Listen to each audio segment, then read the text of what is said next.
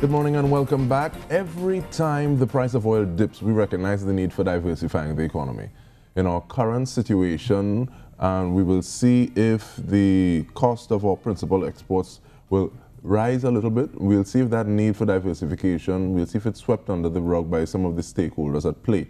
Now, AMCHAMTT and AMCHAMTT continue their thrust for diversification. And Melissa Perez, Senior Trade and Projects Officer at AMCHAMTT, together with Adrian Theodore, CEO of AMCHAMTT, they're here to share some light on their efforts. So we say good morning to you. Thank you for being here. Morning. Thank you for having us. Good morning. Good morning. Tell me, why do you think we're so reluctant to change? Well, I mean, resistance to change is something that companies experience. Unfortunately, sometimes it takes some when you have pain, and that causes some change.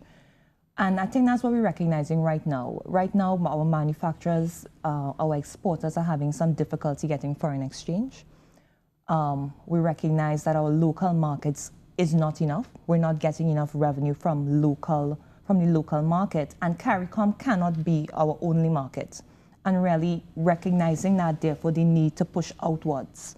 They need to, therefore, maintain employment levels, because businesses, they are feeling the pinch, they are feeling the pain, given the recession we're going in.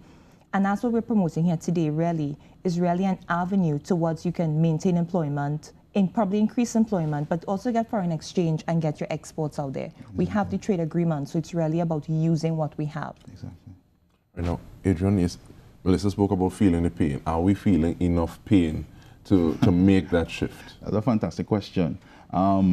At AMCHAMTT, one of the things that we've discussed as a team is, just as you mentioned, our connection, our urgency as Trinidad and Tobago toward diversification and the export markets. It's directly but inversely connected to the price of oil, right? And one of the things that we have to be clear about, I believe, it's not just that persons are resistant to change. I don't think that's it. I think that there must be a reason for persons to move. It's either you are chasing something that's appealing, or you are running away from something scary. You either exercise because you want a six-pack, or you don't want a heart attack. And I know that there is work to be done to ensure that the case is made clearly for exports, which is one of the things that we try to do, and we're trying to do even greater now. But also showing people the avenue, like a joint mission that we're doing with AMCHAM at the end of this month, basically showing you the avenue for that change, because sometimes persons, they may see the need, but how do they go about doing this change? How do they go about making the change? So it's in addition to just making the case and say, well, the price of oil is low, so what do we do now? And I think that partnerships such as AMCHAMTT and AMCHAM, on the mission that we have coming up on the 22nd, is really laying out the pathway for that change, as Melissa mentioned. All right, now, Melissa, can you talk a little bit about that mission, or that date on the 22nd, what it means? Sure. So what it is that we're going to be taking a group of exporters from the 22nd of June to the 26th of June to the DR. And what we really worked on in terms of this mission, it's a very strong mission. What we have done is that we've partnered with AMCHAMTT locally, and AMCHAMTT provides will provide the support for companies going across there. But we're also working with our AMCHAM DR. One of the things we've recognized is that sometimes when you enter markets, you need to look for a consultant who you're not sure if they know the market or they know the firms that they're promoting. One of the things that we're able to do is that we're able to leverage on the strength of our AMCHAM DR. AMCHAM DR is a very powerful chamber in the DR. They have over 2,000 members. Right? Yes. They have over 2,000 members, and they organize trade missions, 6 trade missions per year. So this isn't something new for them. We're offering companies 8 to 10 meetings of persons who want to meet with you, who want to do business, because the aim really is that coming out of this is that you can go do additional market research, but that you can close deals. We want to report revenues generated from this. Adrian, how do we decide which exporters go? Right. We don't decide which exporters go. What we do basically, and a part of our strategy is private sector-led, government-supported. So AMCHAMTT is an arm of the government. We fall under the Ministry of Trade and Industry. The private sector would indicate which markets they're generally interested in. We help with analysis to make sure that the private sector can make a more informed decision in terms of which markets and which industries, subsectors, etc. We have a research division, and a member of our research staff would have gone on a joint mission with AMCHAMTT earlier in May. It was the 2nd to the 5th of May. There was a pre-market mission, right? Research mission. And in preparation for this part of our process, our engagement with the DR, is the third part of a particular of a process, basically. So the first is the pre-market mission, which was on the 2nd to the 5th of May. And then we had a dissemination seminar on the 6th of May, all right, to share that information to the wider membership and our clients. And also, so the third part now is just the actual trade mission. But one of the things to remember with respect to the Dominican Republic is, even though the gross domestic product, the GDP per capita, is less than Trinidad and Tobago's, what we're talking about is 10.5 million people, right? And their average imports over the period 2014 and 2015 was about $15 billion US. So we're actually talking about significant opportunity, even if you get a share of that market, you know. So I want to ask you a little bit about adding value, because many times we're saying, okay, if we're exporting and we're getting money, it's okay.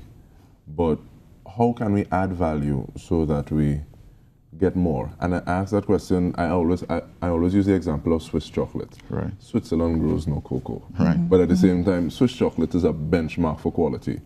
We grow cocoa here, and some of the beans that we grow in areas like Trinidad and Tobago, Belize, the more fine flavor beans. But at the same time, what are we doing with them as opposed to just basically exporting much of them at primary stages? How can we add value to what it is we do here? Right. I'll tackle it. That's a very important question for us as a country to answer, to be honest. And I think that a comprehensive approach is necessary, because we need to ensure, and that's why development must be based on the relevant information in terms of what the trends are in the export market, where we actually see the opportunities. So therefore, we don't develop ourselves into a cul-de-sac, we develop ourselves into a dead end to some extent. And one of the things that we've been doing is really engaging even more with what we call the Export Support Network directly, and also with the other agencies and associations. So basically, what we would attempt to do is to give that information. So when you're innovating and you're developing, you're actually innovating with markets directly in mind. You understand? So basically, that will we will have less wasted motion, less wasted time, etc. And we're trying to take a more sustainable approach to the whole development and export development strategy.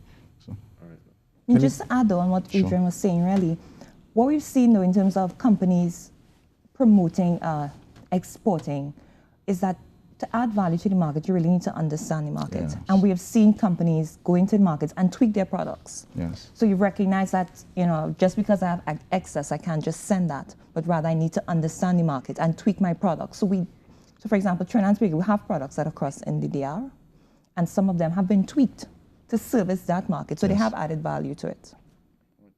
Is there a language barrier that is insurmountable, or how do we deal with that? How do we treat with that? So there is they speak Spanish, we speak English. I think that's at the broad level, but really, if you look at it, quite a number of DR business persons speak English. Whilst I do think it's important that we learn Spanish and we speak Spanish, we need to speak the language. Yes. You know, and I do think that that's important. For this mission, it's not necessary because we will have translators, but it is necessary, it is important that Trinidadians learn the language.